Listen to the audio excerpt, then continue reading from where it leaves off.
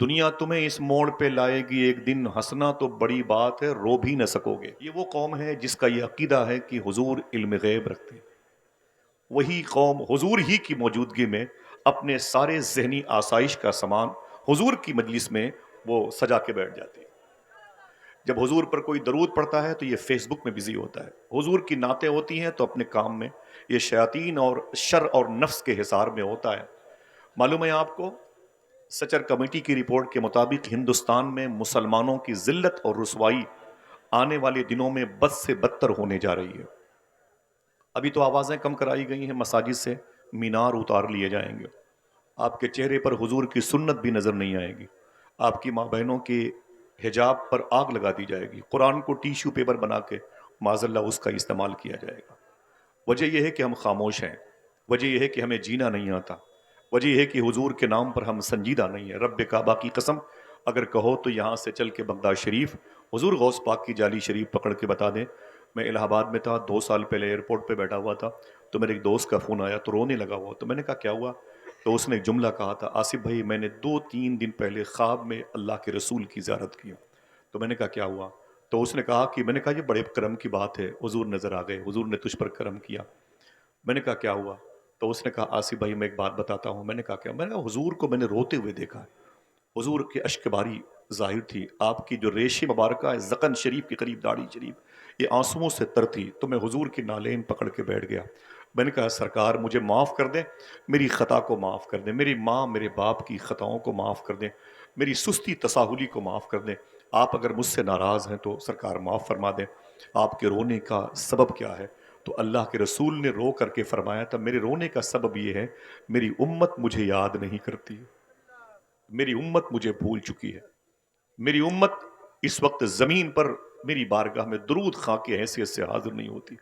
روزانہ میری امت کے برے کارناموں کی فہرست فرشتے میرے سامنے لے کے آتے۔ ذرا سوچیں، جس ایک دادا کے 33 پوتے کربلا میں شہید ہوئے ہیں، مقصد کہ ارریہ کی زمین سے دین مصطفیٰ پہنچ جائے، آج اس حسین کے نام پہ صرف ہم کبھی طلب کے سبحان اللہ کہنے کے بعد کہتے ہیں، ورنہ ہمیں ان کے آرٹیکل، ان کے قانون کے بارے میں کچھ علم نہیں۔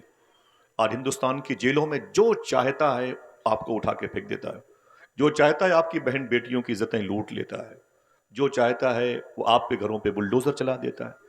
اس مشکل مسئلے کا حل کیا ہے؟ آپ آئے ہوئے ہیں اعلیٰ حضرت سرکار کے نام کی کانفرنس میں، اگر میرا کوئی ہندو مذہب کا بھائی بھی یہاں پر آیا ہو تو میں اس سے گزارش کروں گا، بیٹھو، حضور سب کے لیے حضور ہے، اور وہ رحمت للعالمین بن کر کے آئے۔ آج میں تھوڑی دیر کی گفتگو بتاؤں گا کہ آپ کی مزید مستقبل میں ہندوستان میں ذمہ داری کیا ہے۔ آپ تو بہار اور جھارکھنڈ میں رہ کے چنئی اور دلی اور ممبئی چلے جاتے ہو، گھر میں ایک بوڑھی ماں آپ کی محبتوں کے لباس کو اپنے تکیے کے نیچے رکھ کے روتی ہے، آپ اس سے بات بھی نہیں کرتے ہو۔ آپ کے محلے کا امام قلیل تنخواہوں پر اپنے بچوں کا پیٹ پالتا ہے، آپ اس کی خبر بھی نہیں لیتے ہو۔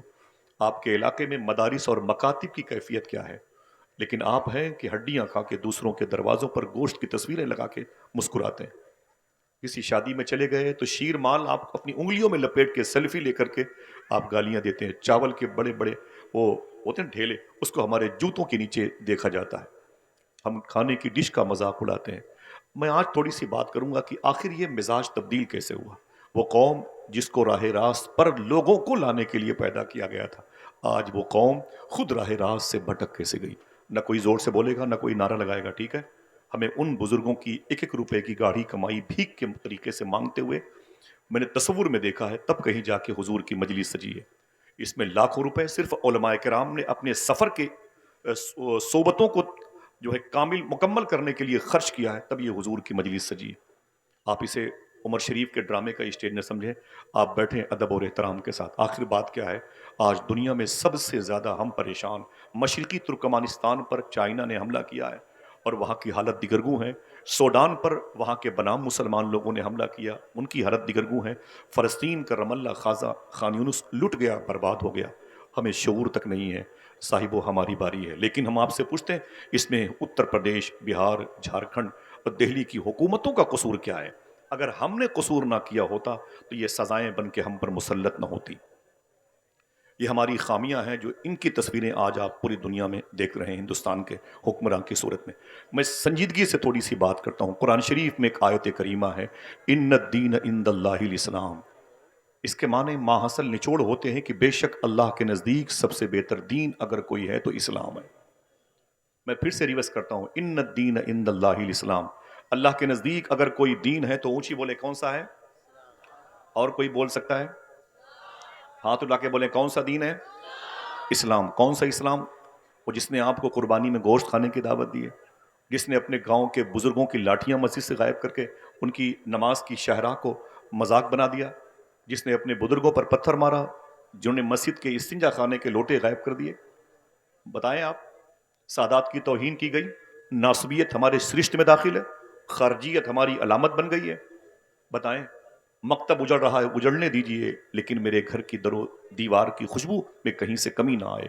ہمیں برانڈ جوتے چپل چاہیے، اور مدرسے کا ایک طالب علم ننگے پیر میرے سامنے کھڑا ہے تو کھڑا رہنے دیجئے۔ میں آپ سے پوچھتا ہوں کون سا اسلام؟ ان الدین عند اللہ الاسلام۔ اللہ کہتا ہے بے شک میرے نزدیک، یعنی عند اللہ، اللہ کے نزدیک سب سے بہتر دین اگر کوئی ہے تو کوئی اور بول سکتا ہے؟ یہ دو تین بچوں کی آوازیں آتی ہیں، سمجھیے گا، اللہ کے نزدیک سب سے بہتر دین اگر کوئی ہے تو کون سا اسلام؟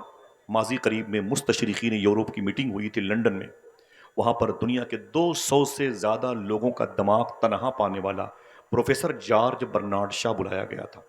اس سیمینار کا ٹاپک یہ تھا کہ دنیا میں سکون کیسے قائم ہو، امن اور شانتی کیسے قائم ہو۔ تو بڑے بڑے پروفیسر جو یہودی تھے، عیسائی تھے، سیکولرزم تھے، بودھزم تھے، جینزم تھے، لادینیت کے شکار تھے، شجر پرست تھے اور جبل پرست تھے، ارض پرست تھے اور فلک پرست تھے، اور زمین کو خدا، آسمان کو خدا کہتے تھے، وہ سب بلائے گئے تھے، اور کیمپس بھرا ہوا تھا، آدمی پہ آدمی چڑھا ہوا تھا، اور بڑے بڑے دماغ والے لوگ وہاں پہ بلائے گئے تھے، اور ٹاپک کیا تھا کہ دنیا میں سکون کیسے قائم ہو۔ ادھر دیکھیں بھائی جیسے دنیا میں سکون کیسے قائم ہو، جب سب سے آخر میں جارج برنارڈ شاہ کا نمبر آیا، یہ نام یاد رکھنا، جارج برنارڈ شاہ کا، جیسے بیٹھا ٹیبل پر اور اس نے کہا کہ اب مجھے بولنا ہے، ٹاپک بولے دنیا میں سکون کیسے قائم ہو، تو اس نے کہا ایک کپ چائے لے کے آؤ۔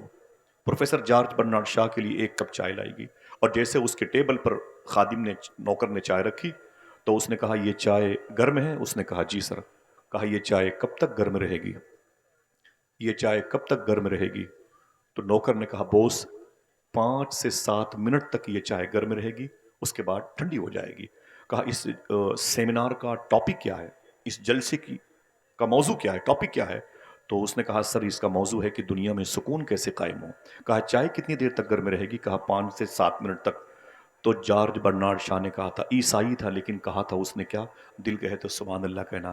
اس نے کہا جتنی دیر تک یہ چائے گرم رہے گی، اگر اتنی ہی دیر تک دوبارہ مسلمانوں کا نبی زمین پر آ جائے تو زمین پہ سکون قائم ہو جائے گا۔ اتنی ہی دیر تک اگر مسلمانوں کا نبی زمین پر آ جائے تو زمین پر سکون قائم ہو جائے گا۔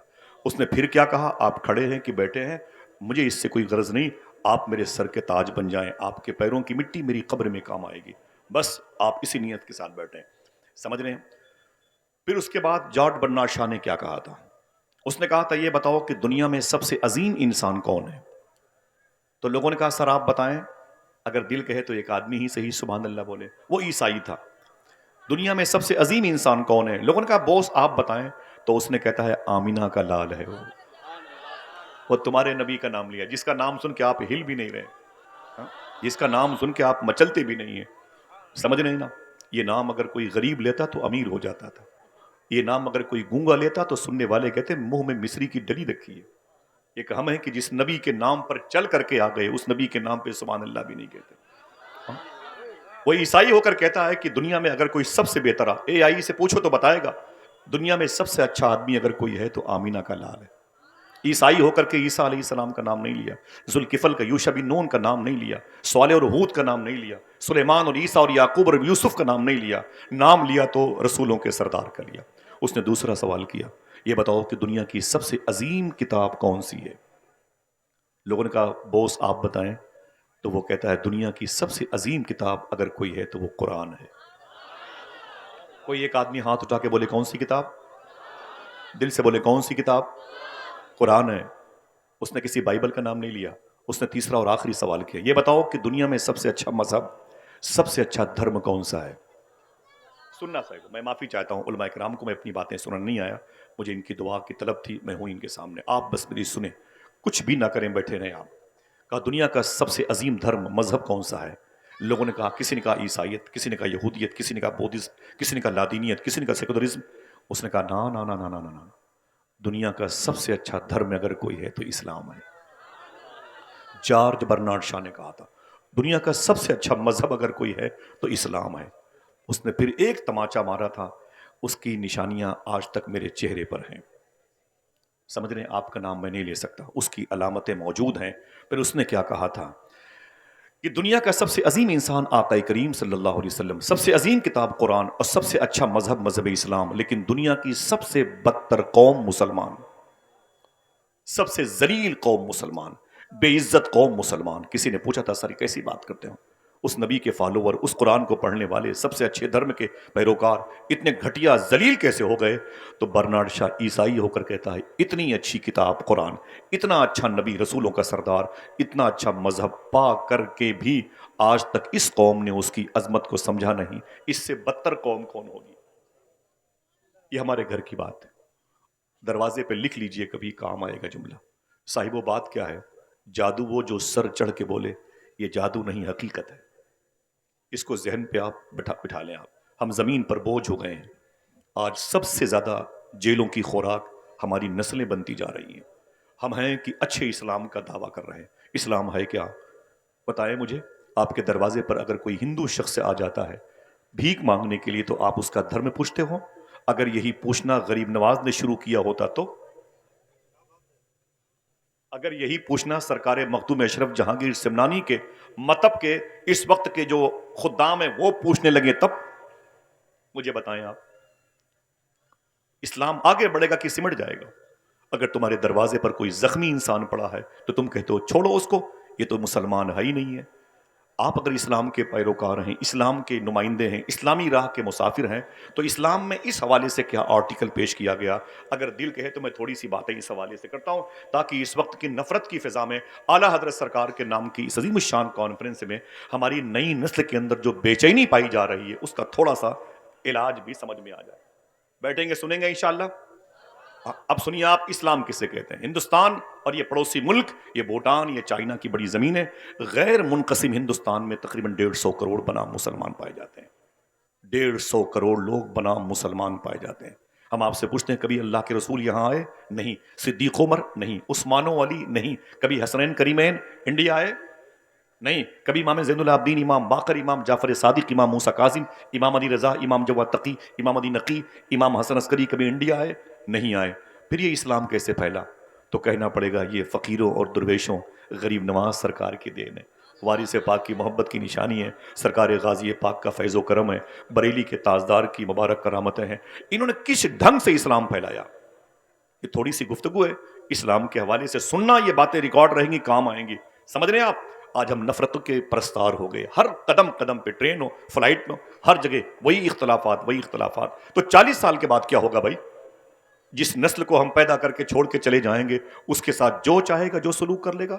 صاحبو آئیے اس کے علاج کی طرف بیٹھے رہیے گا۔ یہ باتیں آپ اپنے ذہن پہ سادے ورق پہ لکھتے جائیں۔ یہ زمین ہے دہلی کی، جہاں محبوب الہی آرام کر رہے ہیں، جہاں خواجہ قطب الدین بختیار کاکی آرام کر رہے ہیں، جہاں سلسلے نقشبند کا بے تاج بادشاہ خواجہ باقی باللہ لیٹے ہوئے ہیں۔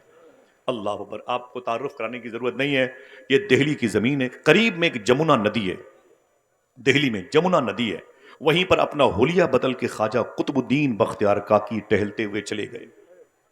جب جا کے دیکھا تو وہاں پر غیر مسلم ہندو مذہب کے لوگ، پنڈت برادری کے، پنڈت کی صورت میں وہ آنے والے لوگوں کو نہلا رہے تھے، ہندی میں جسے اشنان کہتے ہیں۔ بیٹا تم کہاں جا رہے ہو؟ بھائی کہاں جا رہے ہو آپ؟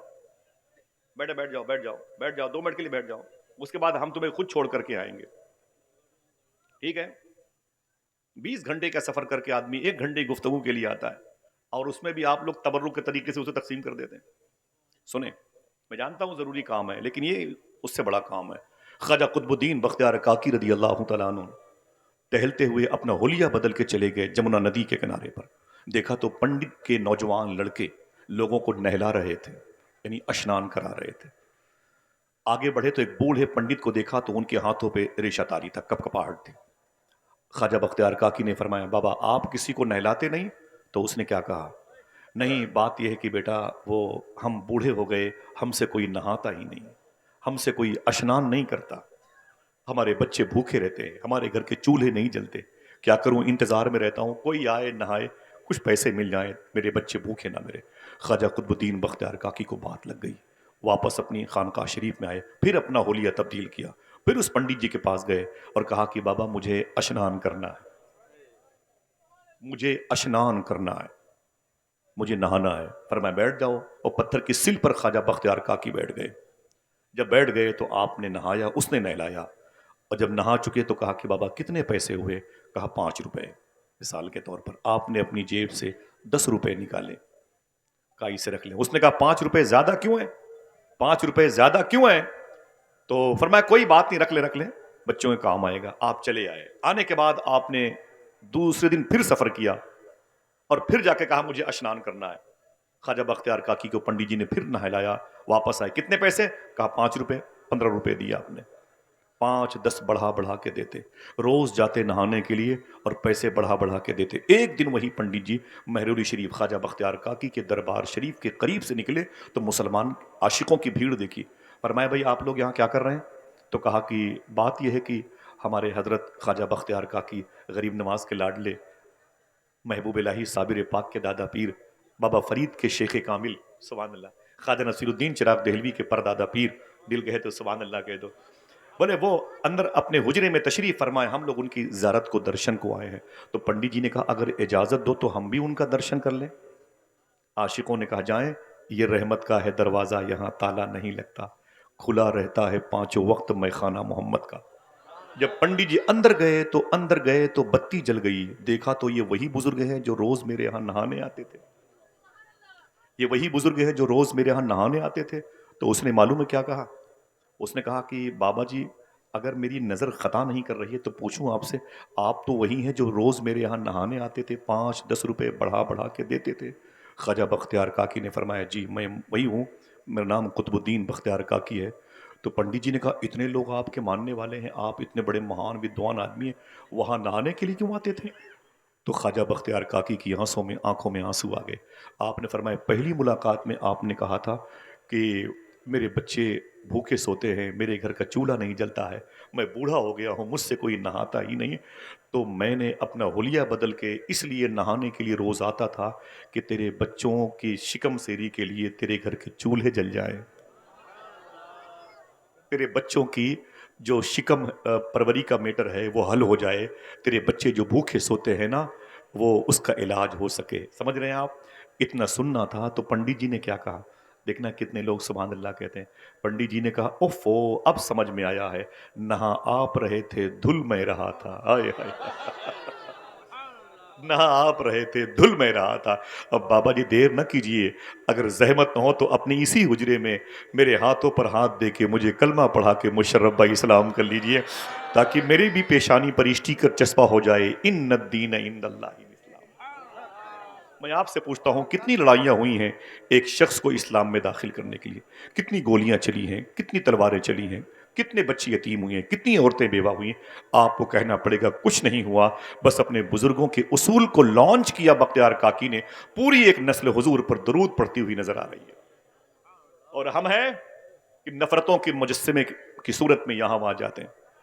مسلمان لڑکے جوانوں کے بیٹھے ہوتے ہیں، بسوں پہ سیٹ پر بیٹھے ہوتے ہیں، اور کوئی بوڑھا انسان آتا ہے اس کے لیے اپنی سیٹ بھی نہیں چھوڑتے۔ کیا امید رکھی جائے بتائیں آپ؟ کیسے بات بنے گی؟ کیا یہ نفرتیں بڑھتی جائیں گی؟ مجھے بتائیں کیا یہ نفرتیں بڑھتی جائیں گی؟ آپ کو غریب نواز کو پڑھنا پڑے گا۔ اعلیٰ حضرت کی کانفرنس اس وقت ہوئی جب ہندوستان میں غریب نواز کی عظمتوں کے جلووں کے علم نصب ہوئے۔ غریب نواز سرکار کا سسٹم کیا تھا جو ہندوستان میں 90 لاکھ لوگوں نے حضور کی غلامی اختیار کی؟ کبھی سنا آپ نے؟ ہاں، مسلمانوں کے بچے غیر مسلم لڑکیوں کے ساتھ، مسلمانوں کی لڑکیاں ہندو مذہب کے لڑکوں کے ساتھ، یہ کیا ٹریجڈی ہے بھائی؟ خنزیر کا گوشت کھانے والوں کے سامنے درود پڑھنے والی بچیاں راتیں گزارتی ہیں۔ کبھی سوچا نہیں آپ نے؟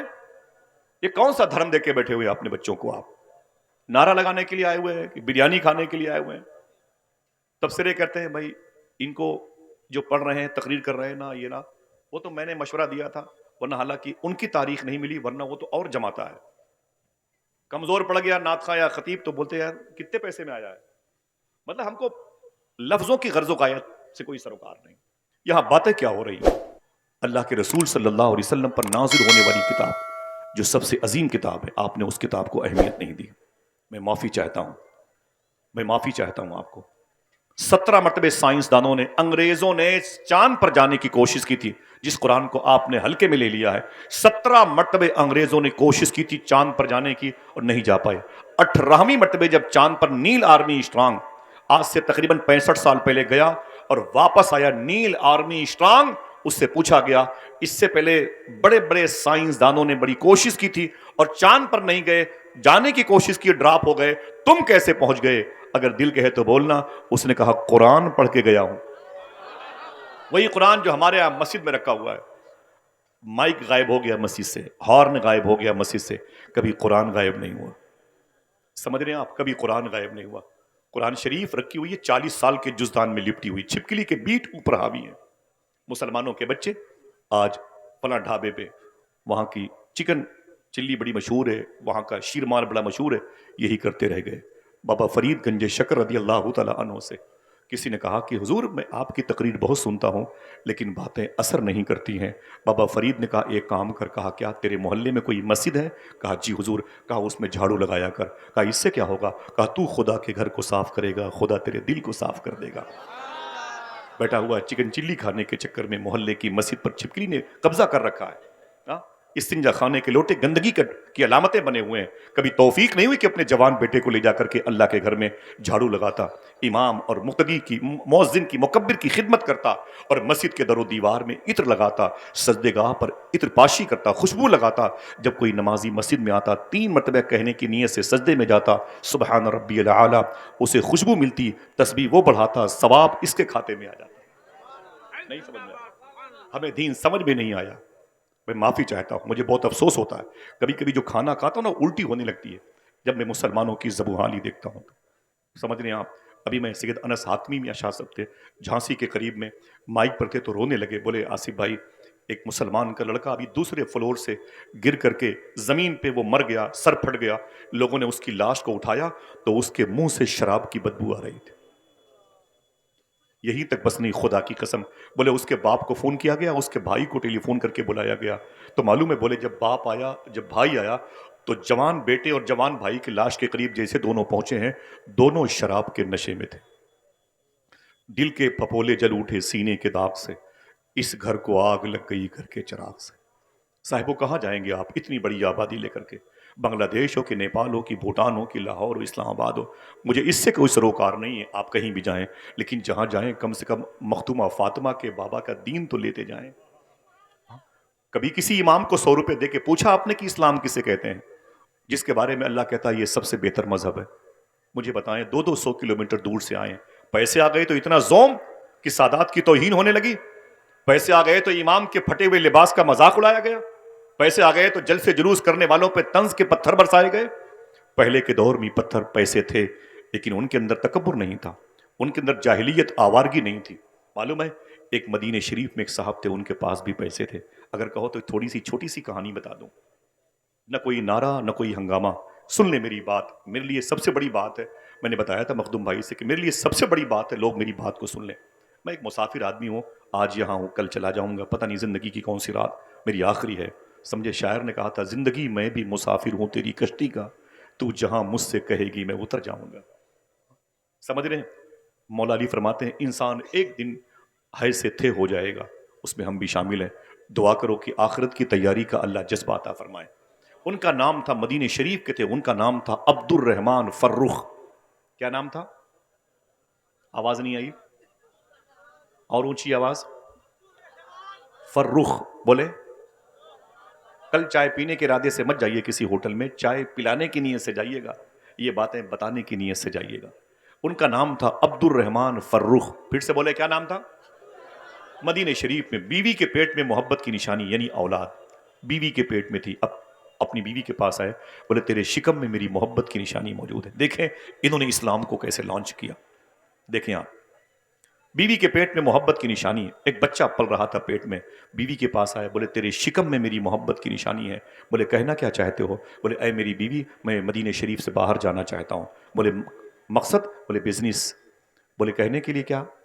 تو بیوی سے شوہر عبد الرحمان نے کہا تیرے پاس میرے 30,000 روپے یہ ہیں, اسے رکھ لے. کتنے؟ 30,000 روپے, اسے رکھ لے. تو شیخ عبد الرحمان فروخ کے پیسے بیوی نے رکھ لے. بولے کیا کرنا ہے؟ بولے ڈیلیوری میں اگر تکلیف ہو تو کچھ پیسے لگا دینا, زچہ بچہ کی سلامتی رہے. اور گھر بوسیدہ ہو چکا ہے, اگر گرنے کی پوزیشن پہ ہے تو کچھ پیسے گھر میں لگا دینا. اگر ڈیلیوری نارمل ہو جائے, گھر میں ضرورت نہ پڑے, تو پورے پیسے کتنے تھے سنبھال کے رکھنا, آؤں گا تو پائی پائی کا حساب لوں گا. عبد الرحمان فروخ نے بات کی, آؤں گا تو پائی پائی کا حساب لوں گا. چلے گئے مدینہ شریف سے باہر. 22 سال کے بعد لوٹے. جوانی غائب ہو چکی تھی اور بڑھاپے کی دہلیز پر کھڑے تھے لڑکھڑاتے ہوئے. جیسے ہی مدینہ شریف میں داخل ہوئے, آنکھوں سے آنسو آ گیا. حضور کا شہر دیکھا تو آئے ہائے. گئے ہیں مدینہ شریف, کبھی جانے والوں کو دیکھ کے تڑپا بھی ہے. اے مدینہ جانے والو مجھ کو بھی لے, اے مدینہ جانے والو مجھ کو بھی لیتے چلو. کارواں میں کیا غبارے کارواں ہوتا نہیں, کارواں میں کیا غبارے کارواں ہوتا نہیں. گھروں میں لیٹرنگ کے ٹائلز اٹالین کے لگے ہوئے ہیں, جرمنی سے ماربل آ گیا, مکرانہ سے پتھر لگے ہوئے ہیں, لیکن آج تک حضور کا شہر نہیں دیکھا. آج تک مدینہ شریف دیکھنے کا جذبہ نہیں پیدا ہوا. کیا کرے گا اتنی دولتیں کما کے میرا بھائی؟ جلسوں میں تنقید کرتے ہیں, اتنے پیسے کیوں خرچ کیے گئے؟ حضور کے نام پہ خرچ کیے گئے, حضور عطا کرنے والے ہیں. سنیں, عبد الرحمان فروخ کہتے ہیں میں 22 سال کے بعد لوٹا تو میں اجڑ گیا تھا, بوڑھا ہو گیا تھا. مدینہ شریف میں قدم رکھا تو حضور کی یاد آئی, میری آنکھیں بھر آئیں. یہ وہی شہر ہے جس شہر میں حضور چلتے تھے. یہ مدینہ ہے سر کے بل چلیے, اس زمین پر حضور چلتے تھے. کہتے ہیں کہ میں آگے بڑھا تو میں نے کہا میری بیوی پتہ نہیں ہے کہ مر گئی, میرا گھر ہے کہ اجڑ گیا, میری آنے والی نسلیں تھیں کہ ختم ہو گئی, پتہ نہیں کہاں. کہیں جانے سے تو بہتر ہے کہ پہلے حضور کی بارگاہ میں حاضری دے لی جائے. بہت بہت شکریہ, بیٹھ جائیں. کہیں جانے سے تو بہتر ہے کہ پہلے دربار مصطفیٰ کی حاضری مقصود, وہاں چلے جائیں. ان کا نام میں نے کیا لیا؟ بات کریں, مجھ سے بات کریں, کیا لیا؟ عبد الرحمان فروخ. بہت بہت شکریہ بھائی, بیٹھ جائیں بھائی جان, بیٹھ جائیں آپ بھائی, بیٹھ جائیں. کچھ تو دنیا کی دیوار بنے ہوئے ہیں, میں آپ سے کہہ رہا ہوں بیٹھ جائیں بھائی, بیٹھ جائیں بیٹھ جائیں بیٹھ جائیں. سنیں, عبد الرحمان فروخ, ادھر دیکھیں بھائی, ادھر دیکھیں ادھر دیکھیں ادھر دیکھیں. آپ کا بہت بہت شکریہ, آپ بیٹھیں, آپ سکون سے. کوئی ضروری کام ہو تو کریں, یہ وقت بہت قیمتی ہے, اسے ساعت مستجاب کہتے ہیں. یہ دعاؤں کی قبولیت کی جگہ, یہی ذکر مصطفیٰ کی جو بہاریں ہیں نا, ہمارے ان علماء کرام کو خود کفیل کریں گے انشاءاللہ. اس علاقے کو باغ و بہار میں تبدیل کریں گے, چراغ سے چراغ جلے گا. عبد الرحمان فروخ کہتے ہیں میں گھر نہیں گیا, سیدھے روضے مصطفیٰ کے قریب آیا, مزار مصطفیٰ کے قریب گیا, خوب رویا. میں نے کہا سرکار مجھے معاف کر دیں, میں نے اپنی زندگی کے 22 سال بزنس میں خرچ کر دیے, ہماری صبحیں ہماری شامیں آپ کی بارگاہ میں گزرتی تھیں, سرکار معافی چاہتا ہوں, میں 22 سال آپ کے شہر سے دور رہ کے زندگی کے خرچ کر کے آ گیا ہوں, حضور میری خطا کو معاف کریں. حضور کی بارگاہ میں رویا, دل کو سکون ملا. جیسے میں باب فاطمہ سے نکلا, میں نے سوچا کہ اصحاب صفہ کے چبوترے سے ہو کے حضور کی مسجد میں جاؤں. میں نے کیا دیکھا کہ حضور کی مسجد عاشقان حضور سے کھچا کھچ بھری ہوئی ہے. حضور کی مسجد حضور کے غلاموں سے بھری ہوئی ہے. میں نے غور سے دیکھا تو حضور کے منبر پہ حضور کا ایک عاشق, حضور کے شہر میں حضور کے عاشقوں کے سامنے, حضور کی مزار پاک کے قریب حضور کی باتیں کر رہا ہے. عبد الرحمان فروخ کہتے ہیں جہاں جگہ ملی بیٹھ گیا.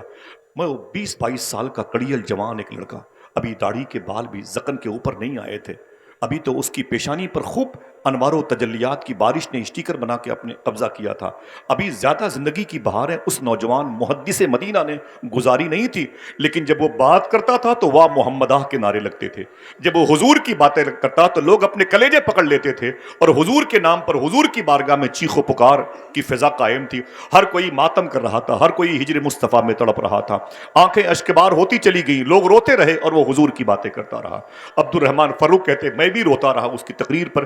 اس اس قدر زود اثر اس کی باتیں تھیں، دلوں پر اثر کرتی تھی. میں بھی تڑپتا رہا عاشقوں کے بیچ میں. اس کی تقریر ختم ہو گئی، لوگ اس کے قریب ٹوٹ پڑے، کوئی ہاتھ کو چومتا، کوئی پیر کو چومتا، کوئی امامے کی پیچ کو چومتا.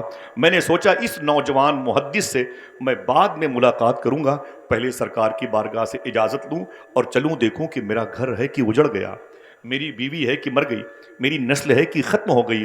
محدث مدینہ کی تقریر کے ختم ہونے کے بعد عبد الرحمن فرخ کہتے ہیں ذہن پہ زور دیا اور مدینے کی اس گلی کی طرف چل پڑا جس گلی میں میرا مکان تھا.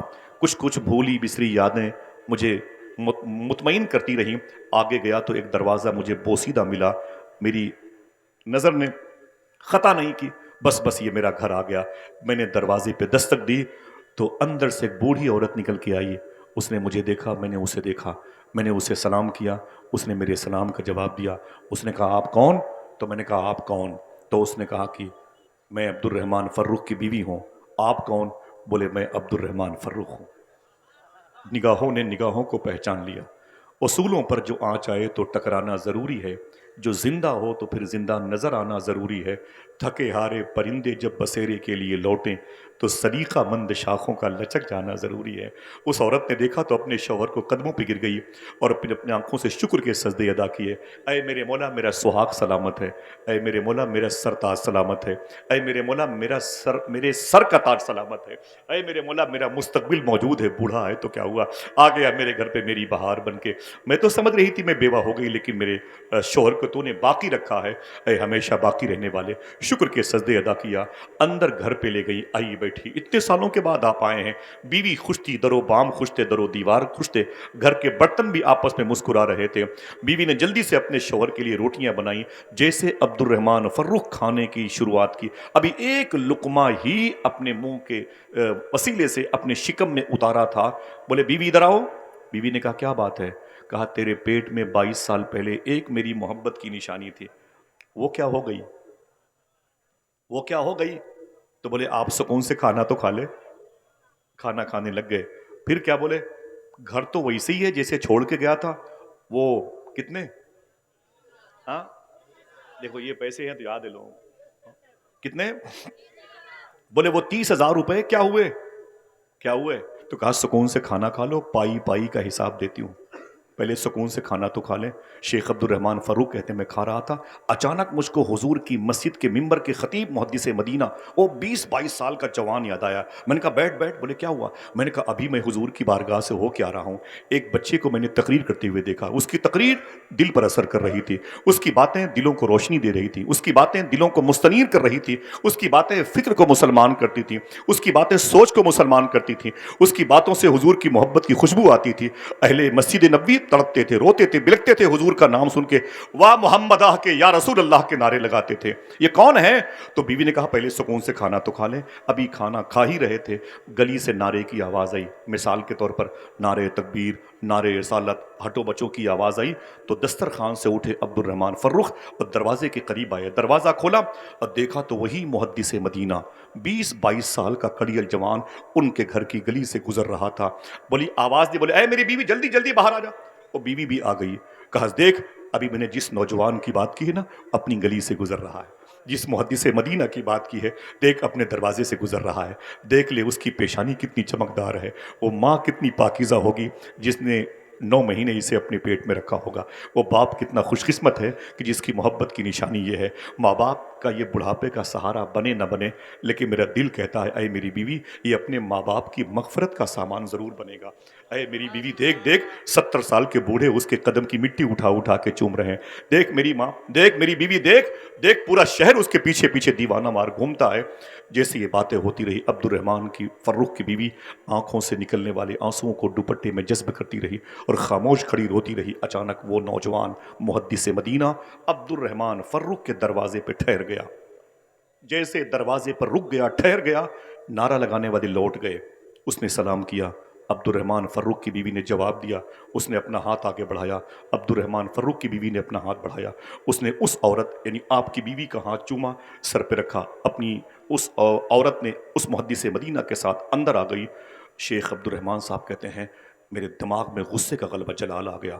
جیسے میری بیوی کے قریب وہ نوجوان بیٹھا، میں نے کہا اے میری بیوی یہ کون ہے؟ جس نے تیرا ہاتھ چوما ہے؟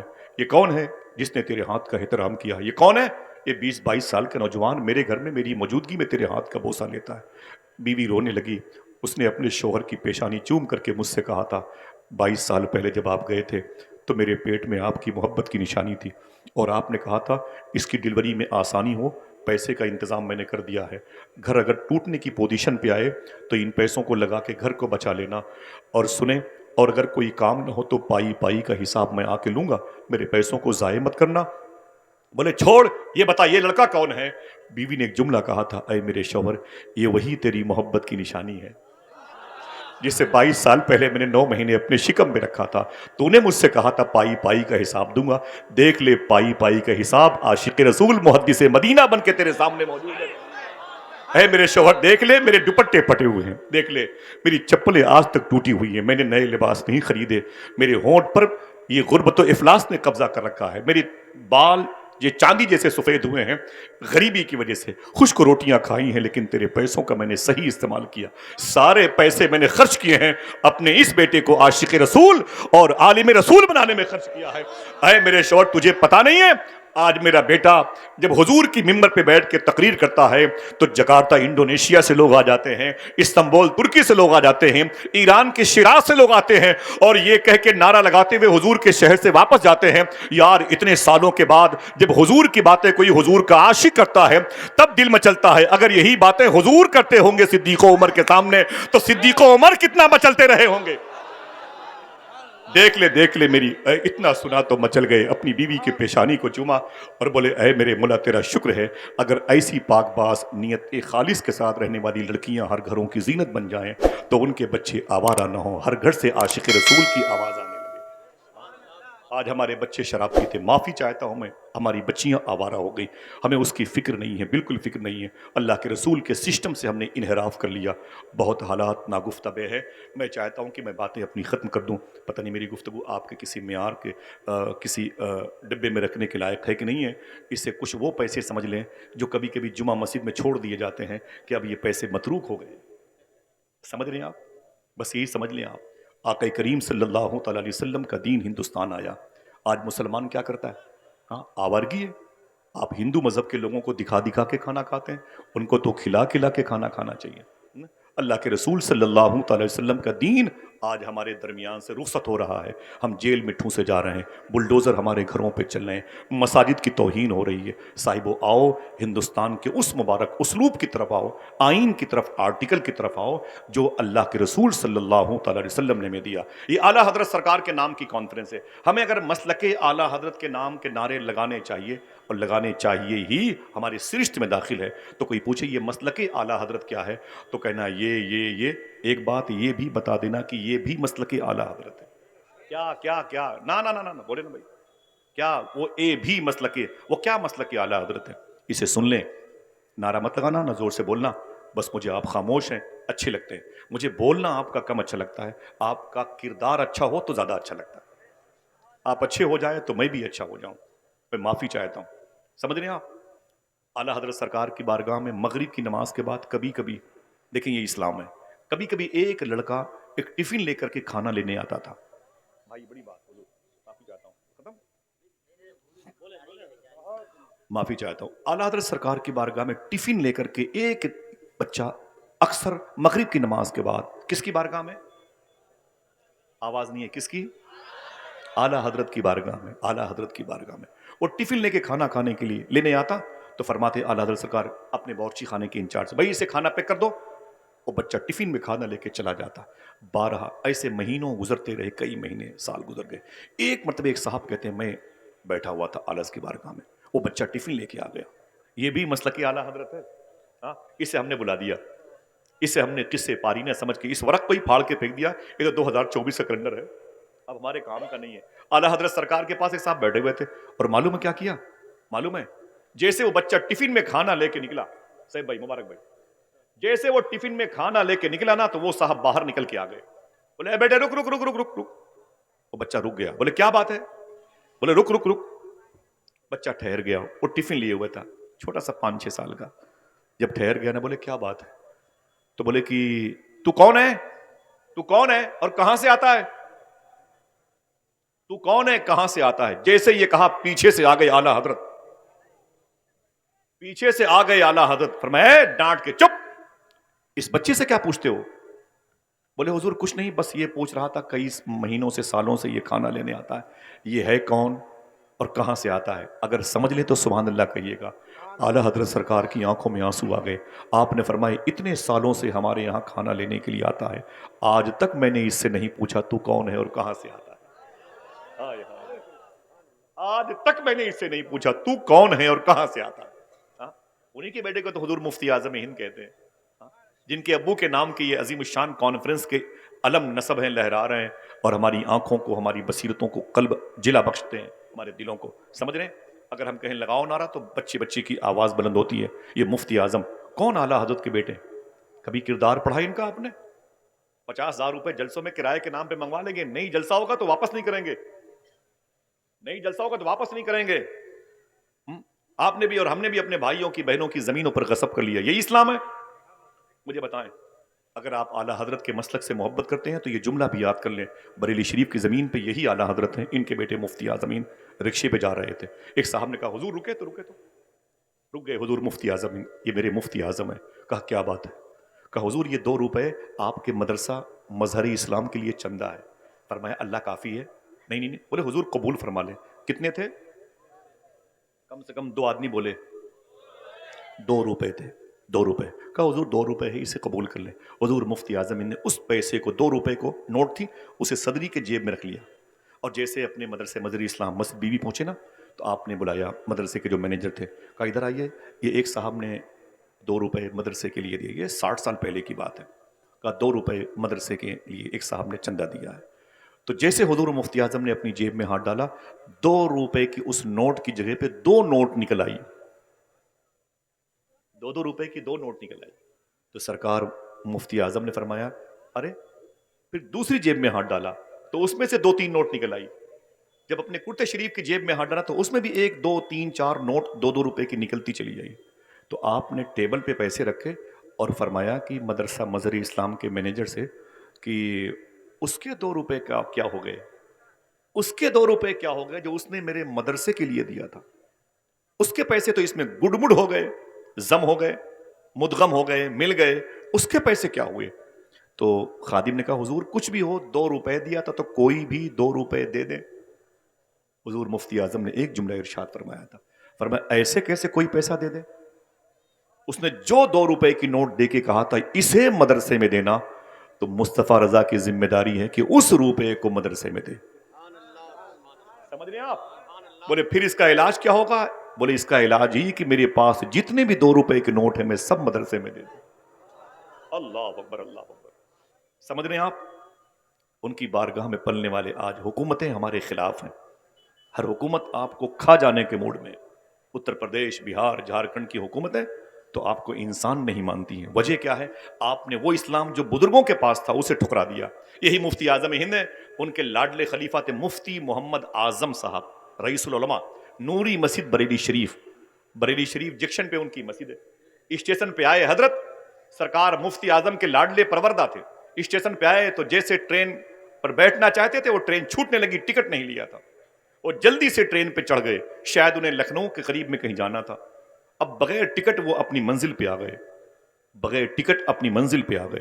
اور جب منزل پر بغیر ٹکٹ کے پہنچے تو جب واپسی کی تو آپ نے 2 ٹکٹ خریدے بریلی شریف پہ. 2 ٹکٹ خریدی حضور مفتی محمد اعظم صاحب نے, اور اس 2 ٹکٹ کو جیب میں لے کے سفر کیا. کسی نے پوچھا حضور 2 ٹکٹ کاہے لیے؟ فرمایا جب میں گیا تھا تو بغیر ٹکٹ گیا تھا. میں نے 2 ٹکٹ اس لیے خریدی کہ میں جس ملک میں رہتا ہوں اس ملک کی حکومت کو نقصان نہیں پہنچانا چاہتا. اسے کہتے ہیں اعلیٰ حضرت کا مسلک. آج ہم نے تو پورا کباڑہ کر دیا بھائی. ہماری شناخت جو ہے نا وہ بدنام ہو گئی ہے, ہماری علامتیں بدنام ہو گئی ہیں. آج ہندوستان میں ہم کیا دین پھیلائیں گے؟ بتائیں آپ کیسے دین پھیلائیں گے؟ ہم تو مسواک کرنے کا طریقہ نہیں بتا پائیں گے. آج انڈونیشیا اسلام سے بھرا ہوا ہے, جکارتا ملیشیا اسلام سے بھرا ہوا ہے. کبھی کسی سے پوچھو کہ انڈونیشیا یہ جو لادینیت کا شکار ملک تھا, جہاں پر نہ جانے کتنے دھرم کے فالوور پیدا تھے, پائے جاتے تھے, وہ کیسے اذان دینے لگے؟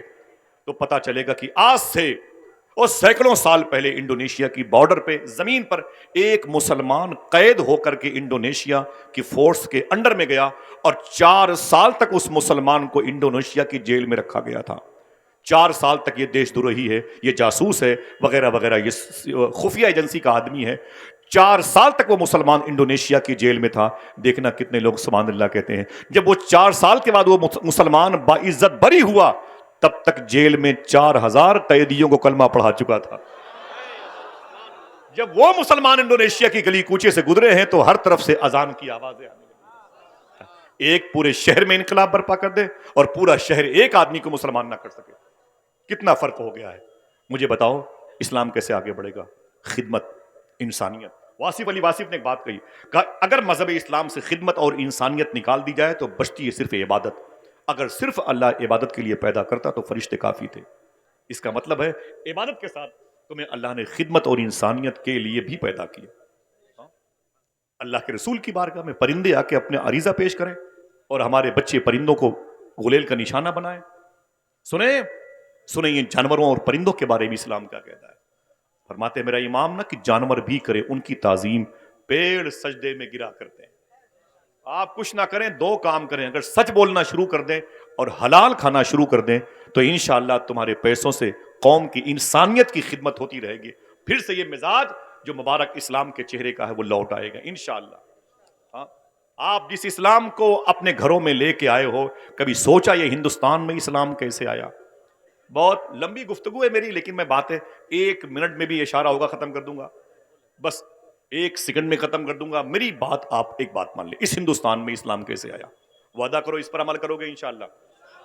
ہر جلسوں میں نہ جایا کرو, لیکن جو باتیں جلسوں میں سنو اسے عمل کر لو, تاکہ ہر رات جلسوں میں جانے کا ثواب گھر بیٹھے ملتا رہے انشاءاللہ. بولے معمولی بھیڑ ہے, بتائیے آپ, تاحد نگاہ لوگ ہیں, پھیلی ہوئی زمین ہے, اس لیے آپ کو احساس نہیں ہے.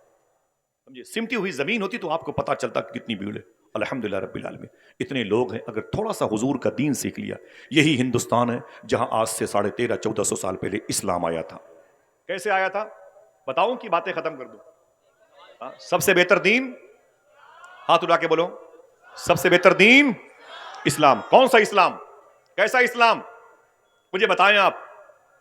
علماء کرام چلے جائیں تو پھر ان کے چپلوں پر آپ پتھر مارتے, ان کی ٹوپیوں کا مذاق اڑاتے, اپنی بوڑھی ماں کے لباس پر مذاق اڑاتے. ابھی ایک صاحب نے خدا قسم اپنی ماں کو بیلٹ سے مارا تھا.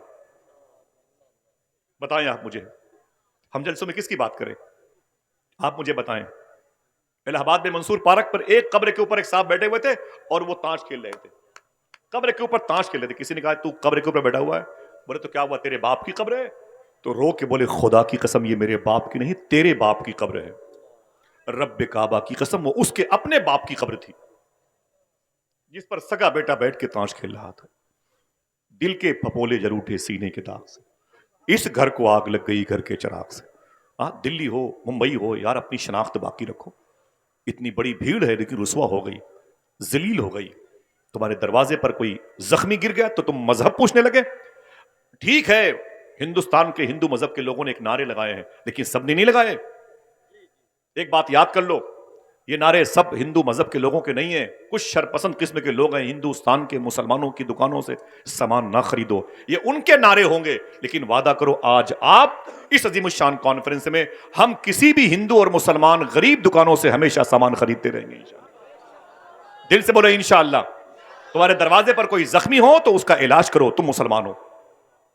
تمہارے دروازے پر اگر کتا زخمی ہو تو اس کا علاج کرو, کتا بھی زخمی ہو. معلوم ہے آپ کو, فرماتے ہیں صوفی سلطان میاں شاہ صاحب قبلہ, جس دروازے پر کتے بھوکے سوتے ہیں ان کی تیسری نسلیں بھوکی سوئیں گی.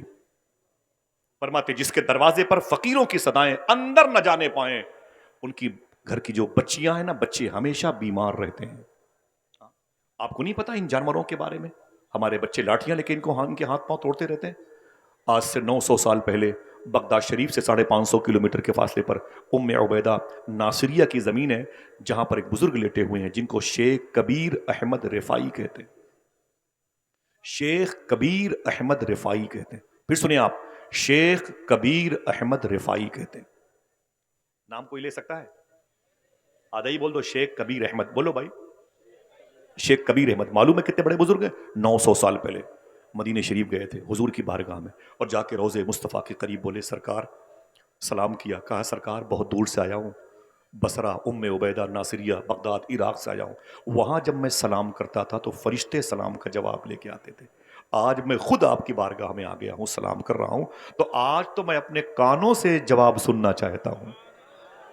کانوں کا مطلب سمجھا ہوگا تب نہ بولتے سبحان اللہ، بیٹھے ہوئے نعرہ لگانے کے لیے،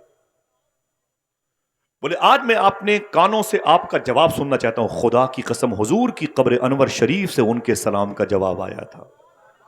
اچھا ایک آدمی ہاتھ اٹھا کے بولے جواب آ سکتا ہے کہ نہیں، اونچی بولے آ سکتا ہے کہ نہیں، وہیں سے تو آ سکتا ہے، ٹاپک ہی نہیں ورنہ بتاتا۔ ہاں جو کہتا ہے حضور یہ نہیں جانتے، حضور یہ نہیں جانتے، صوفی صاحب کہتے ہیں اس ظالم سے کہہ دے تیرے اس نہ جاننے کو بھی حضور جانتے۔ ہاں؟ میرا ابھی ٹاپک نہیں ہے، میں تھوڑی سی بات کر کے اسلام کی، کیونکہ ایک اختلاف ہے، خلفشار ہے، انتشار ہے، لوگ بے چین ہیں، اس لیے میں نے یہ بات کی، ورنہ بہت ساری گفتگو ہو سکتی تھی۔ جن کو اتنے علماء کرام کی دعائیں مل جائیں اس کے لیے کیا مطلب ہے، سمجھے؟ نہ جی حضور چچا بیٹھ جائیں، بہت بہت شکریہ، جواب دے دیں احترام میں، بہت بہت شکریہ، اللہ سلامت رکھے۔ سنیں آپ، سنیں بڑی پیاری بات ہے، آقا کریم صلی اللہ علیہ وسلم کی بارگاہ میں گئے اور جیسے ہی سلام کیا حضور کی قبر انور شریف سے جواب آیا، آ سکتا ہے کہ نہیں؟ جس کا عقیدہ ہے اونچی بولے آ سکتا ہے کہ نہیں؟ آ سکتا، جواب آیا۔ پھر کیا کہا؟ لالچ بڑھ گئی، بولے سرکار جواب تو سن لیا ہے، دیکھنا کتنے لوگ سبحان اللہ کہتے ہیں، سرکار جواب تو سن لیا ہے، اب اپنا ہاتھ نکالے آپ سے مصافحہ بھی کرنا چاہتا ہے۔ اللہ، 600 سال پہلے حضور کی ڈیتھ مبارک، انتقال، دیہانت، حضور کا انتقال ہو چکا تھا ظاہری طور پر، وہاں جا کے بولتے ہیں سرکار اپنے مبارک ہاتھوں کو نکالے، میں آپ کے ہاتھوں کو چومنا بھی چاہتا ہوں، خدا کی قسم۔ پوچھو مشائخ سے، قبر رسول پھٹ گئی، حضور کے دونوں ہاتھ باہر آ گئے، آ سکتے ہیں کہ نہیں؟ جس کا عقیدہ اونچی بولے، حضور کے دونوں دستہائے نور باہر آئے۔ شیخ کبیر احمد رفاعی کہتے ہیں میں نے حضور کے مبارک ہاتھوں کو چوما، سبحان اللہ۔ اب میرا ٹاپک یہ نہیں، ورنہ میں آپ کو بصرہ ہی میں رکھتا، میں نے کئی مرتبہ ان کی مزار شریف پر حاضری دی ہے، لمبا سفر ہوتا ہے بغداد شریف سے، 25 گھنٹے لگتے ہیں آنے جانے میں، بسوں پہ بڑی بڑی زیارت گاہیں ہیں، وہیں پر تو ان علماء کے دلوں کے میں چراغ جلانے والے امام ابن سیرین آرام کر رہے ہیں، وہیں پر تو خواجہ حسن بصری مولا علی کے لاڈلے آرام کر رہے ہیں۔ یہ وہ بزرگ ہیں جنہوں نے حضور کی بیوی امی سلمہ کا دودھ پیا ہے، سبحان اللہ۔ یہ خواجہ حبیب اجمی کے پیر کامل ہیں، داؤد تائی کے دادا ہیں، اگر دل گئے تو سبحان اللہ بولو، سرکار معروف کرخی کے پردادا ہیں، حضور غوث اعظم کے پردادا کے پردادا کے دادا ہیں، سمجھے؟ یہ وہیں پر لیٹے، 10 سال تک مدینے میں حضور کے گھر کی سبزیاں لانے والے انس بن مالک وہیں لیٹے ہوئے ہیں، طلحہ بن عبید وہیں لیٹے ہوئے ہیں، زبیر بن عوام وہیں لیٹے ہوئے ہیں، عتبہ بن غزوان وہیں لیٹے ہیں۔ کون ہے؟ عتبہ بن غزوان، یہ حضور کے صحابی ہیں، عتبہ بن غزوان۔ نام کیا لیا میں نے؟ عتبہ، بولے ان کی ایک آنکھ نہیں تھی، کسی نے پوچھا بعد میں عتبہ تمہاری ایک آنکھ کیا ہوئی؟ بولے میدان میں تھا حضور کے ساتھ، دشمن کا پیچھا کیا، گھوڑے پر بیٹھا ہوا تھا، اس کو اٹھا کے پٹک دیا، میں نیچے آ گیا، نیچے پٹکا اس کو تو نیچے، وہ نیچے میں اوپر تھا، اچانک میرے سامنے ایک لڑکی آ گئی دشمن کی، وہ خیمے کا پردہ ہٹا کے جہاں میں نے اسے پٹک رکھا تھا وہ سامنے کھڑی ہو گئی، لڑکی بڑی حسین تھی، تو عتبہ کہتے ہیں میں اسے دیکھنے لگا، ٹکٹکی باندھ کر کے، دشمن میرے قدموں کے نیچے تھا، میں اسے ذبح کرنا چاہتا تھا، عتبہ کہتے ہیں سامنے مگر وہ لڑکی آ گئی، حسن کے زلفوں میں مجھے قید کر لیا، وہ لڑکی بڑی خوبصورت تھی، جنگ کے میدان میں اس نے مجھ پر ڈورے ڈالے اور میں اس کو آنکھ بند کر کے ٹک ٹکی باندھ کے دیکھنے لگا، اچانک مجھے خیال آیا عتبہ تو یہ کیا کر رہا ہے؟ جن آنکھوں سے حضور کو دیکھتا ہے ان آنکھوں سے فحش لڑکیوں کو دیکھتا ہے؟ میں نے دشمن کو چھوڑ دیا، تلوار کو یوں تبدیل کیا اور زور سے اپنی آنکھ پر یوں مارا تو آنکھ کا ڈھیلا میری آنکھوں سے باہر آ گیا، جب نیچے گرا میری آنکھ کا ڈھیلا تو میں نے اسے جوتے سے مسل کے یہ کہا سن، جو آنکھ حضور کے علاوہ کسی اور کو دیکھنا چاہتی ہو میں اسے اپنے ساتھ رکھنا نہیں چاہتا۔ یہ وہی لیٹے ہوئے، چلو گے انشاءاللہ؟ بولو ہاتھ اٹھا کے چلو گے انشاءاللہ؟ اللہ کے ولیوں کی بارگاہوں میں، غوث پاک میں چلو گے انشاءاللہ؟ میرا ٹاپک نہیں ورنہ بتاتا کبھی غوث پاک کی بات ہے، چلیں گے انشاءاللہ؟ بات کریں، بس ختم ہو رہی بات ہے۔ اچھا لگا مجھے آپ سب سے ملاقات کر کے، لیکن دین تھوڑا سا سیکھ جائیں، کیا بیس تھا جو اسلام پھیلا اور کیا بیس ہے کہ مسلمان رسوا ہو رہے ہیں، بس کچھ کرنے کی ضرورت نہیں، آپ پڑھے لکھے لوگ ہیں۔ شیخ کبیر احمد رفاعی واپس آ گئے بصرہ، جب واپس آئے تو کسی نے پوچھا تھا آپ کے اندر خوبیاں کیا ہے کہ حضور نے اپنا ہاتھ چومنے کو دیا؟ اب علماء کرام کے لیے بڑی بات، جتنے لوگ بیٹھے ہوئے سب کی جوتیاں میرے سر کا تاج، سب کی جوتیاں میرے سر کا تاج، ان کی دعائیں مل جائیں تو پھر کیا کہنا، الحمدللہ رب العالمین۔ بغداد میری منزل ہے. میں بہت صبر کر رہا ہوں, غوث پاک کی باتیں نہیں کر رہا ہوں. ہاں, میری سرشت میں داخل ہے. کاش بغداد میں گھر اپنا بناتے جاتے, دیکھتے آپ کے دربار کو آتے جاتے. چلیں گے بغداد شریف انشاءاللہ. تقریباً 15 یا 17 دن باقی ہیں مجھے بغداد شریف جانے میں. جاؤں گا تو آپ یاد آئیں گے انشاءاللہ. دعا کرو ان سارے مبارک لوگوں کا سلام سیدنا شیخ میں پیش کروں, اور کبھی وہ دن آئے کہ اللہ ہم سب کو صحن قادری میں بیٹھ کر کے غوث پاک کی مجلس سجانے کی توفیق عطا فرمائے. ذرا ہاتھوں کو اٹھا کے بولو لبیک یا غوث اعظم. ذرا اونچی آواز میں, اونچی آواز میں ایک مرتبہ پھر سے بولیں. بس اب آواز سنبھال کے رکھیں, یہ آوازیں بعد میں کام آئیں گی انشاءاللہ بعد میں. بہت بہت شکریہ, بہت بہت شکریہ آپ کا. میں معافی بھائی ہو گیا, یہ سب کی طرف ہے, میں اسے رکھ لیتا ہوں. ٹھیک ہے بھائی, بہت بہت شکریہ.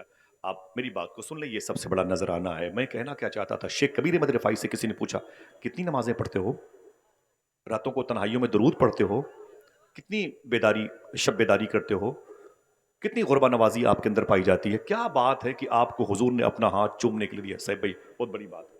جتنے طلبہ بیٹھے ہوئے ہیں, یا میری ٹوپی اگر بغداد کی نہ ہوتی تو میں ان کے قدموں کے نیچے رکھتا. سن لیں آپ, بولے کیا کرتے ہو شیخ کبیر احمد رفاعی آپ کہ مدینہ شریف میں اللہ کے رسول نے آپ کو اپنا ہاتھ چومنے کے لیے دیا, کیا کرتے ہیں, کیا ہے کوالٹی آپ کے اندر. تو شیخ کبیر احمد رفاعی رونے لگے. بولے مجھ سے پوچھتے ہو کس بیس پر حضور نے اپنا ہاتھ چومنے کو دیا, بتا دوں آپ کے ہوش ٹھکانے آ جائیں گے. کہا ہاں. کہا میں کتوں سے کی بڑی خدمت کرتا ہوں اس لیے حضور مجھ سے محبت کرتے ہیں. کتوں کی خدمت کی وجہ سے حضور مجھ سے محبت کرتے ہیں. اللہ اکبر. جس کے دل میں جانوروں کی محبت ہے وہ دست مصطفیٰ کو بوسہ دینے میں کامیاب ہو گیا. اگر ہمارے دلوں میں ہمارے بھائیوں کی محبت ہوگی, ہمارے پڑوسیوں کی محبت ہوگی, بولے یار سبحان اللہ, ان علماء کی محبت ہوگی, ان طلباء کی محبت ہوگی, کسی بھوکے کسی پیاسے کی محبت ہوگی, تو کیا ہم ترقی نہیں کریں گے؟ بولو بھائی, ترقی نہیں کریں گے؟ آخری باتیں ختم انشاءاللہ. وعدہ کرو اس اسلام کو اپنے گھر لے کے جاؤ گے. وہ اسلام جو غریب نواز والا تھا, جو ہمارے پاس ہے نا, وہ ہم نے اپنا خود بنا کے رکھا ہے. کوئی بھوکا ہے تو اس کے سامنے کھاؤ, کوئی پیاسا ہے تو اس کے سامنے پیو, کوئی ننگا ہے تو اس کے سامنے برانڈڈ کپڑے پہن کے کھڑے ہو جاؤ تاکہ اس کو ذلیل کرو, اس کو رسوا کرو. اس کا کوئی تعلق اسلام سے نہیں, میں معافی چاہتا ہوں. کسی کا دھرم پوچھ کر کے اسے روٹیاں دو. کوئی زخمی ہے غیر مسلم ہندو مذہب کا آپ کے دروازے پر چیخ رہا ہے, اسے روٹیاں مت دو. یہ کس نے کہہ دیا آپ کو؟ اسلام کیا کہتا ہے, ان الدین عند اللہ الاسلام. پھیلا کیسے اسلام؟ بس یہ آخری جملہ ہے, ہاتھ اٹھا کے وعدہ کریں انشاءاللہ اس پر عمل کریں گے. آیا کیسے اسلام, پھیلا کیسے اسلام, بڑھا کیسے اسلام, مضبوط کیسے ہوا اسلام, اور آج ہم ہی اس کے ماننے والے ہیں, ہم ہی راندے درگاہ ہو گئے. اسی مالابار کی زمین پر کیرلا کے علاقے میں آج سے تقریباً 1400 سال پہلے اسلام آیا تھا. یہ 2 منٹ کی بات ہے, کر دوں, اجازت ہے؟ بس بھائی میں میرے بھائی کی نظامت ہے اور علاقے کے علماء کرام تشریف فرمائے. بس میری دعا ہے کہ اللہ سب کو چھوٹی سی تنخواہوں میں خوب برکتیں عطا فرمائے. ٹھیک ہے, آخری جملہ, اجازت ہے؟ ذرا پھر سے بولیں, اجازت ہے؟ باتوں کو سنیں گے انشاءاللہ. یہ مالابار کی زمین تھی, مسلمانوں کا چھوٹا سا قافلہ مدینہ شریف کے قریب سے حجاز شریف سے آیا تھا. اور آنے کے بعد وہ جیسے ہی ساحل سمندر سے نکل کر کے باہر آئے, سمندر کی لہروں سے آگے بڑھے, کنارے کے پانی سے وضو کیا اور مصلے بچھائے اور اذان دے کے نماز شروع کر دی. ہندو مذہب کے لوگ جمع ہو گئے. بولے آپ لوگ کون ہیں؟ بولے ہم مسلمان ہیں. یہ کیا ہے؟ بولے ایک مذہب ہے, قرآن کو فالو کرتے ہیں, اللہ کے رسول کو فالو کرتے ہیں. اچھا ٹھیک ہے, کہاں سے؟ بولے عرب شریف سے آئے ہیں. کیا کرنے؟ بزنس کرنے. یہ 1400 سال پہلے کی بات ہے. مالابار یہ کیرلا کا علاقہ ہے. بولے کیا کرنے؟ بولے بزنس کرنے. بزنس میں کیا سامان لے کے آئے ہو؟ جوتے چپل کیا ہے بھائی, کیا ہے؟ تو بولے میں کپڑے لے کے آیا ہوں عرب شریف سے. بولے اچھا, یہ کپڑے کتنی قیمت رکھتے ہیں؟ تو بولے کہ ہر گٹھر میں ایک سیمپل کے طور پر کپڑا, ایک پیس باہر ہے, اس پہ قیمت لکھی ہوئی ہے. یہ ٹیری کاٹ, یہ پولیسٹر, یہ کاٹن کا ہے, یہ جارجٹ کا ہے, یہ مخمل کا ہے, وغیرہ وغیرہ, یہ ٹھنڈا ہے, یہ گرم ہے. تو ہر گٹھر پہ اس کی قیمت سیمپل پہ لکھی ہوئی تھی. ایک گٹھر جو بڑا قیمتی سیمپل لیے ہوئے چمک رہا تھا, اس کے پاس ہندو بھائی گئے. بولے کہ یہ کیا ہے بھائی؟ بولے اس کے اندر بھی کپڑا ہے. بولے کون سا؟ بولے مخمل کا کپڑا ہے. بولے اس کی قیمت؟ بولے یہ سب سے سستا کپڑا ہے. یہی ہے کہانی کا دار و مدار. بولے یہ کپڑا سب سے سستا ہے جو اس کے اندر ہے سید بھائی, سب سے سستا کپڑا ہے. تو ہندو مذہب کے لوگوں نے کہا مخمل کا ہے؟ بولے ہاں. بولے ریئل ہے؟ بولے ہاں. بالکل اوریجنل بولتے ہو؟ بولے ہاں بالکل ریئل ہے, اس کے اندر مخمل کپڑا دھوکہ تھوڑی دیں گے. تو بولے کہ ہمارے ملک ہندوستان میں یہ کپڑا بہت مہنگا بکتا ہے, یہ کپڑا بہت مہنگا بکتا ہے. اے عرب سے آنے والے مسلمانوں، اسے سب سے سستا کہہ کے کیوں بیچتے ہو؟ تو آنے والوں نے کیا کہا؟ حضور کے شہر سے آنے والوں نے، بات یہ ہے کہ اس پورے گٹھر میں 1 فٹ کپڑا خراب لپٹا ہوا ہے، 1 فٹ کپڑا پورے گٹھر میں خراب لپٹا ہوا ہے۔ پھر سننا، خاموشی سے کوئی بولے گا نہیں۔ تو ہندو مذہب کے لوگوں نے کیا کہا؟ عجیب بات ہے یار، کپڑے کا تھان اندر سے خراب ہے؟ بولے ہاں، اندر سے ایک بالش سے 1 فٹ خراب ہے۔ تو ہندو مذہب کے لوگوں نے کیا کہا؟ عجیب بات ہے، اپنے عیب کو چھپا کر مال بیچنا مجھ کو آتا ہے، اپنے عیب کو بتا کر مال بیچنے کی ٹیکنیک تم نے کہاں سے سیکھ لی ہے؟ پھر سے سن، پھر ریورس کرتا ہوں، سنیے گا، ہنگامہ نہ کیجیے گا۔ اپنے عیب کو بتا کر مال بیچنے کا طریقہ مجھے آتا ہے، اپنے عیب کو ظاہر کر کے مال بیچنے کی ٹیکنیک تم نے کہاں سے سیکھ لی ہے؟ اب اگر دل کہے تو سبحان اللہ کہنا۔ عرب سے آنے والوں نے کہا یہ بات ہمیں آمینہ کے لال نے بتائی ہے۔ کہا آمینہ کے لال؟ کہا کس نے کہا؟ محمد عربی صلی اللہ علیہ وسلم نے بتائی ہے۔ تو ہندو بھائیوں نے کہا ان میں محمد کون ہے؟ آنکھوں سے آنسو آ گئے، بولے کیسی باتیں کر رہے ہو، وہ تو مدینہ شریف میں، وہ کیوں نہیں آئے؟ تو پھر رونے لگے، بولے آپ کو علم نہیں ہے؟ بولے کیا؟ بولے ہمارے آقا نبیوں کے سردار انتقال کر گئے، وہ اپنی قبر شریف میں آرام کر رہے ہیں، اپنی قبر شریف میں آرام جی کیا بات ہے؟ کیا کرنا ہے جی؟ کیا ہم کو کچھ بولنا ہے اس بچے کے بارے میں؟ تو کیا بولے کہ بچہ بچھڑ گیا کہ اس کے ماں باپ بچھڑ گئے ہیں؟ ہاں یہ اعلان صحیح تھا۔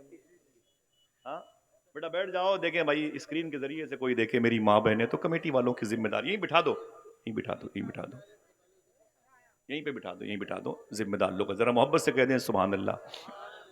یہ اعلان تو جھوٹا ہے نا بھائی کہ بچہ بچھڑ گیا ہے، ہاں بچہ تو سامنے موجود ہے، بچے کے ماں باپ بچھڑ گئے، ٹھیک ہے۔ ان الدین عند اللہ الاسلام، مجھے بولے سب سے بہتر دین، ہاتھوں کو اٹھا کے بولے سب سے بہتر دین، ختم بات، ٹھیک ہے، اللہ آپ کو سلامت رکھے۔ بولے کہ بات کیا ہے؟ بولے بات یہ ہے کہ یہ قانون اللہ کے رسول کا ہے، محمد عربی کا۔ بولے محمد کہاں ہے اس میں؟ تو بولے وہ تو یہاں نہیں، مدینہ شریف میں، وہ کیوں نہیں آئے؟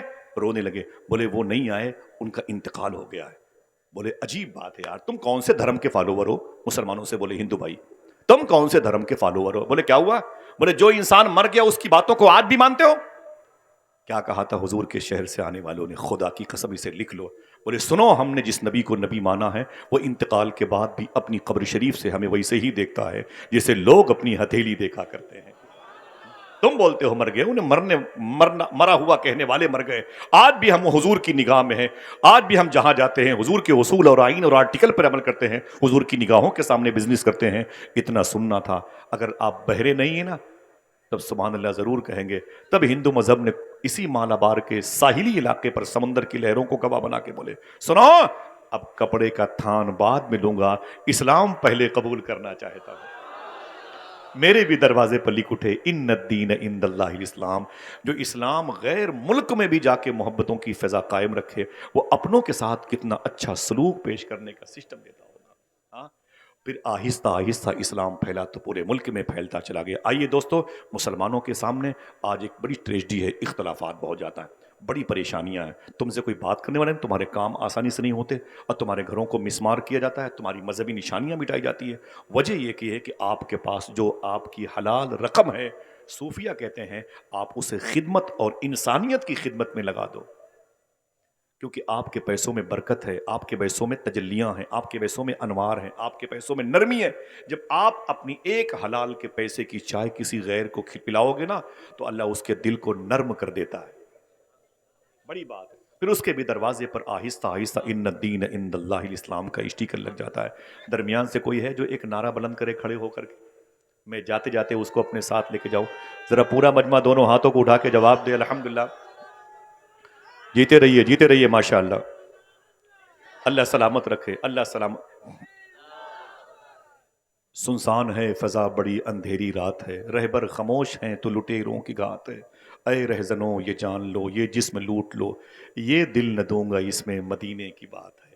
صاحبو آپ مبارکباد کے مستحق ہیں، آئیے رزق حلال کی طرف، آئیے صدق مقال، سچ بولنے اور حلال کھانے کی طرف آ جائیں انشاءاللہ۔ حضور غوث پاک نے فرمایا تم دو کام کرنے کی ذمہ داری لے لو، عبد القادر تمہاری بخشش کی ذمہ داری لے لیتا ہے۔ زندگی میں کبھی کوئی بات شریعت کے خلاف میری زبان سے نکلی، میں توبہ کرتا ہوں، استغفر اللہ ربی من کل ذنب واتوب الیہ، لا الہ الا اللہ محمد الرسول اللہ صلی اللہ علیہ وسلم۔ میرے ان بھائیوں کی ثنا خوانی، بات کی گفتگو، اور پھر قائد سرفروشاں علامہ مفتی صاحب، آپ لوگ جیسے بھی ہیں ہم سے تو اچھے ہی ہیں، آپ تشریف لائے ہیں اسکرین کے ذریعے سے، ہو سکتا ہے کہ اگر یہ ڈاٹا موجود رہا تو کئی 100 سالوں تک آپ ریکارڈ ہو جائیں گے۔ بس شائستہ اور سنجیدہ انداز میں بیٹھ جائیں، اگر کوئی نعرہ لگانے کا ارادہ رکھتا ہے تو میں اس سے کہوں گا کہ وہ خاموش بیٹھے گا۔ زور سے داد و تحسین دینے کی للک اگر آپ کے اندر موجود ہے تو اس چراغ کی لو کو بھی اپنے آپ سنبھال کے رکھیے گا، اس کی روشنی کی ضرورت بعد میں پڑے گی۔ میں ایک سیدھی سادی سوچ کا اور ثقیل الفاظ و تراکیب سے اجتناب کرنے والا ایک ہلکا سا ذاکر ہوں، تقریر وغیرہ کرنے کے ارادے سے نہیں آیا، لیکن 30 سال ہو گئے، عمر گزری ہے اسی دشت کی سیاہی میں۔ مجھے لگتا ہے کہ بھیڑ شاید کچھ زیادہ ہو گئی ہے، اس لیے بے چینی کے اسباب جو ہمارے سامنے موجود ہیں۔ آپ تقریباً 200 کلومیٹر دور سے چل کر کے آئے ہوئے، مائک والے بھائی صاحب آپ اس میں جو ایکو ہے اس کو بند کر دیں، آپ ایک کام کریں، دوسرا کام بتاؤں گا یہ کام کر لیں گے تب، ایکو اس کا بالکل بند کر دیں آپ، ٹھیک ہے؟ اب اس کی آواز بڑھائیں، آپ اس کی آواز بڑھائیں، آواز، جی میں نے آپ کے زبان میں بات کی، اس مائک کی آواز بڑھا دیں آپ، جتنے کیمپس میں لوگ بیٹھے ہوئے ہیں ان کو میری آواز اور تھوڑی بڑھائیں بھائی جان، تو اچھا مائک ہے کیونکہ دور تک آوازیں پہنچانا بھی بڑا کام ہے۔ بہت بہت شکریہ آپ کا، نہیں ایکو نہ رکھیے گا، اسی کیمپس میں آواز رکھیے گا، اسی کیمپس میں آواز رکھیے گا۔ بیٹھ گئے بھائی جان؟ بیٹا بیٹھ جاؤ، کیا کر رہے ہو تم؟ بیٹھ جائیں۔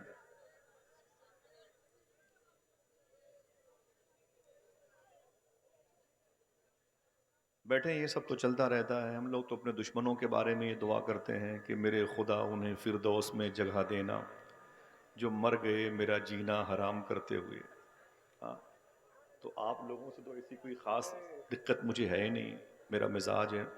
بھائی جان اس کی آواز یہی رکھیے گا، ٹھیک ہے؟ جیسے بھی ہے ٹھیک ہے، ماشاءاللہ۔ بیٹھیں، بیٹھ گئے بھائی جان، تھوڑی سی بات سن لیں۔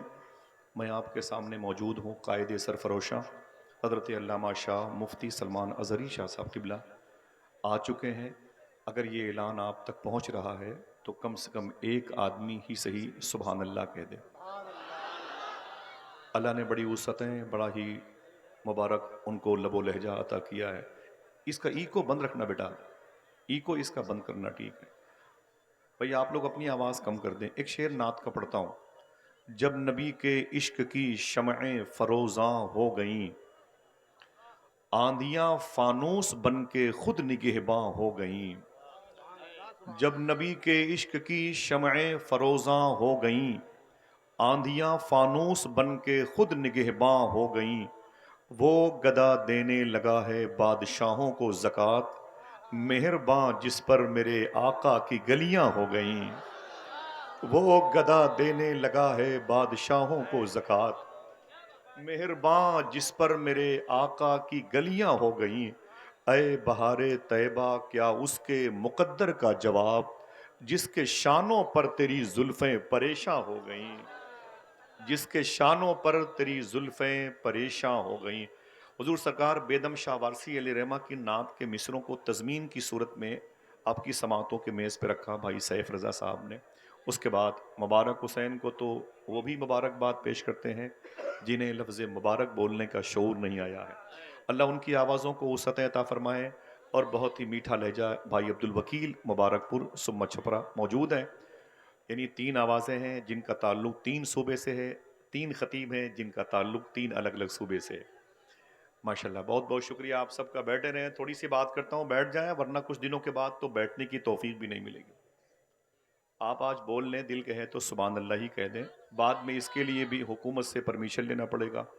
دنیا تمہیں اس موڑ پہ لائے گی ایک دن، ہنسنا تو بڑی بات ہے، رو بھی نہ سکو گے۔ سمجھ رہے ہیں آپ؟ حضور کی محفلوں کی جس طریقے سے ہم بے ادبی کر رہے ہیں نا، وہ صحیح کہا، ممبر سے لے کر کے مجالس تک وہی کیفیت ہے۔ میں علماء کرام سے معذرت چاہتا ہوں، ان کی قلیل تنخواہوں میں اللہ برکتیں عطا فرمائے، لیکن جب ممبر کے آداب جب میں دیکھتا ہوں کہ ملحوظ خاطر نہیں رکھے گئے تو دل کو تکلیف ہوتی ہے۔ یہ وہ قوم ہے جس کا یہ عقیدہ ہے کہ حضور علم غیب رکھتے ہیں، وہی قوم حضور ہی کی موجودگی میں اپنے سارے ذہنی آسائش کا سامان حضور کی مجلس میں وہ سجا کے بیٹھ جاتی ہے۔ جب حضور پر کوئی درود پڑتا ہے تو یہ فیس بک میں بزی ہوتا ہے، حضور کی نعتیں ہوتی ہیں تو اپنے کام میں، یہ شیاطین اور شر اور نفس کے حصار میں ہوتا ہے۔ صوبہ بہار کی مجلس ہے، آپ لوگ جیسے بھی ہیں ہم سے تو اچھے ہی ہیں، آپ تشریف لائے ہیں، اسکرین کے ذریعے سے ہو سکتا ہے کہ اگر یہ ڈاٹا موجود رہا تو کئی 100 سالوں تک آپ ریکارڈ ہو جائیں گے۔ بس شائستہ اور سنجیدہ انداز میں بیٹھ جائیں، اگر کوئی نعرہ لگانے کا ارادہ رکھتا ہے تو میں اس سے کہوں گا کہ وہ خاموش بیٹھے گا۔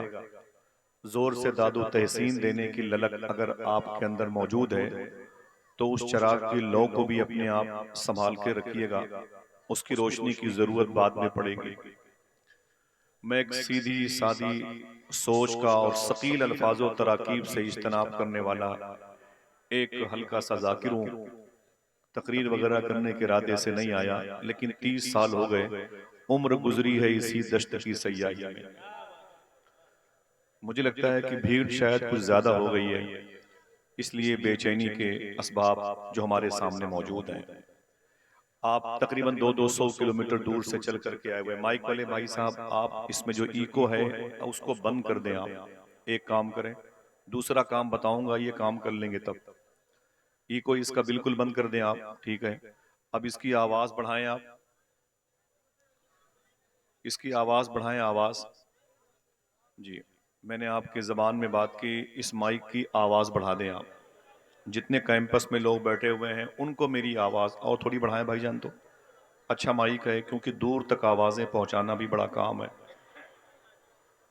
بہت بہت شکریہ آپ کا۔ نہیں ایکو نہ رکھیے گا، اسی کیمپس میں آواز رکھیے گا، اسی کیمپس میں آواز رکھیے گا۔ بیٹھ گئے بھائی جان؟ بیٹا بیٹھ جاؤ، کیا کر رہے ہو تم؟ بیٹھ جائیں۔